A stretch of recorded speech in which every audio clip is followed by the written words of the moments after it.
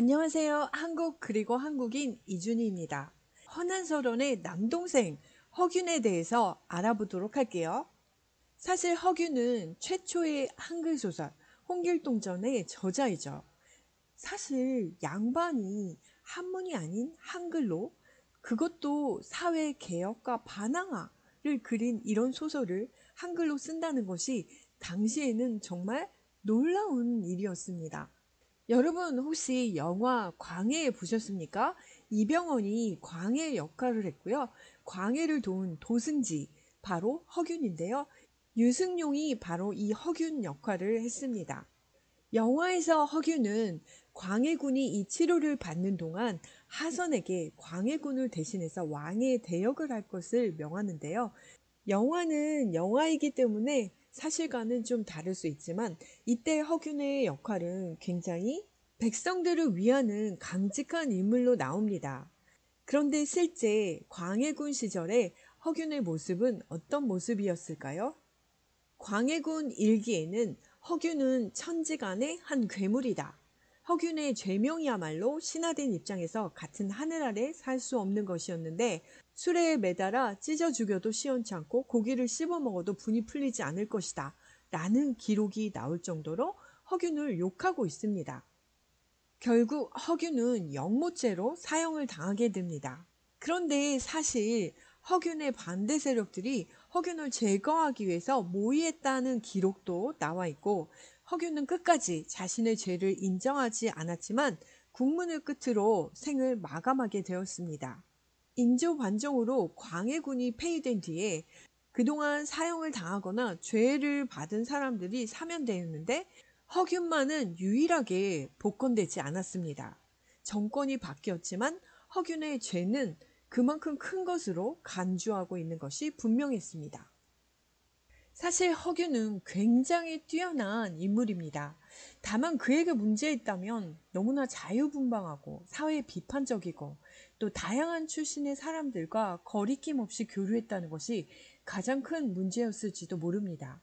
다양한 출신의 사람들, 당시로서는 양반가에서 받아들일 수 없는 서자들과 굉장히 친밀한 교류를 이루었죠. 대한민국의 역사학자인 이효화는 허균을 인간을 사랑한 사람, 차별 없는 세상, 약자가 살 수 있는 세상을 꿈꿨던 인본주의자라고 평가하기도 했습니다. 시대를 앞서간 비운의 천재 허균이라는 평가를 내리기도 합니다. 명나라 사신이 왔을 때는 항상 허균을 앞세울 정도로 허균은 뛰어난 그런 문장가였습니다. 지금 화면에서 보시는 것처럼 허균은 다양한 사상을 접하면서 현실에서 정말 필요한 그런 방안들을 제시했는데요. 정말 시대를 앞서간 것 같습니다. 관론에서는 관원의 수가 너무 많으니까 기구와 관료의 수를 줄여서 국고의 손실을 막자라고 제안하기도 했고, 또 병론에서는 모든 계층이 고르게 군역 의무를 져야 한다. 또 서자라도 능력이 출중하면 인재로 써야 된다 라는 이야기를 했습니다. 허균은 우리나라 최초의 맛 칼럼니스트라고도 볼 수 있습니다. 허균이 지은 도문대작은 바로 음식에 대한 이야기입니다. 사실 이 책은 바로 허균이 유배지에서 쓴 글입니다. 도문대작이라는 말은 고깃집 앞을 지나면서 입맛을 다시는 것을 뜻합니다. 자신이 쓴 글을 보면서 먹지는 못하지만 한 점의 고기로 여기겠다고 이렇게 제목을 지었습니다. 이 책에는 전국 각지의 음식들, 식재료를 수백 가지로 분류해서 수록했습니다. 떡과 과실, 고기와 수산물, 채소 등 다양한 음식들에 대한 이야기를 하고 있습니다. 초당 순두부를 만든 아버지 허엽의 영향인지도 모르겠네요. 홍길동전도 그렇고 도문대작도 그렇고 이렇게 뛰어난 책을 쓴 허균이 도대체 무슨 잘못을 한 건지 지금부터 알아보도록 하겠습니다. 사실 허균은 임진왜란 때 선조는 도망가고 분조를 맡은 세자 광해군과 함께 강원도에서 아주 맹활약했습니다. 그 공로로 후에 공신에 책록되기도 합니다.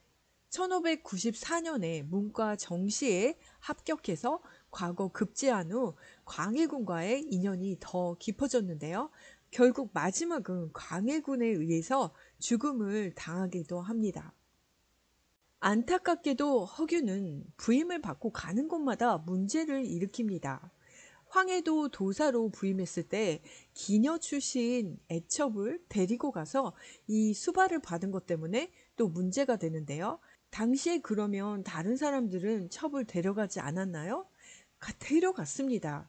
그런데 허균은 너무나 공공연하게 많은 사람들에게 알리고 글로도 알리고 이렇게 했기 때문에 이게 문제가 됐습니다.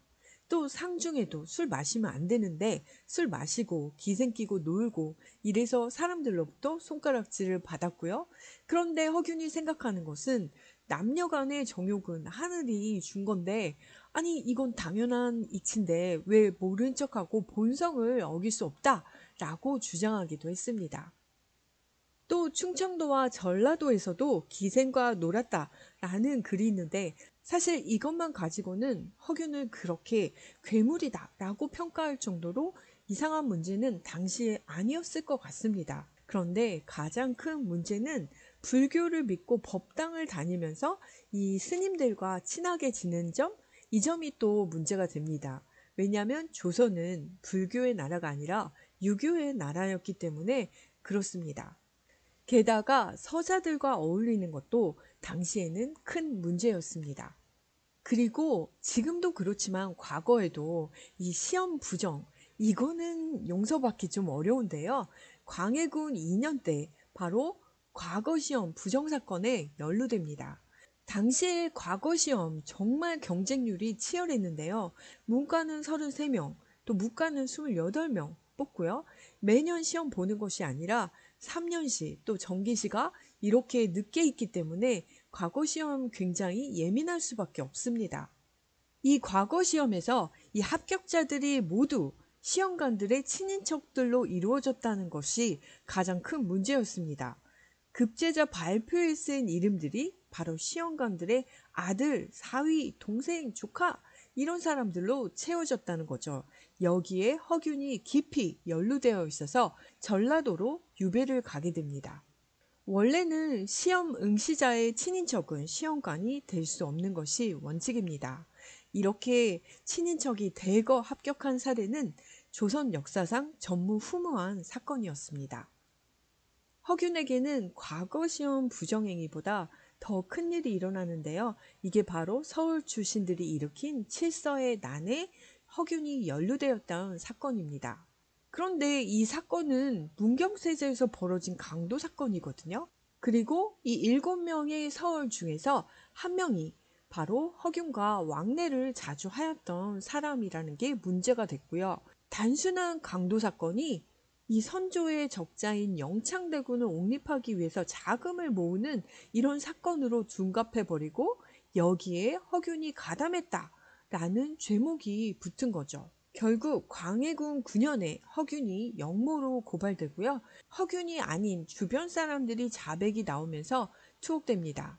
3일 만에 갑작스럽게 사형을 집행하는데요. 이런 경우는 거의 없었습니다. 허균의 마지막 말은 못다한 말이 있다, 할 말이 있다 이렇게 소리쳤지만 결국 목이 잘리고 사지가 찢겼습니다. 자유분방한 성격의 허균은 서울을 사귀는데도 아무 꺼리낌이 없었죠. 공주 목사를 지낼 때는 평소 친하게 되온 서울 출신들을 아예 관하로 불러서 함께 살기도 했습니다. 그러나 이 서울 출신 식객들이 결국 허균의 허망한 죽음에 결정적인 역할을 하였습니다. 허균은 허망하게 죽었지만 양반들의 위선과 시대를 풍자한 홍길동전만이 남아서 허균의 이름을 알리고 있습니다.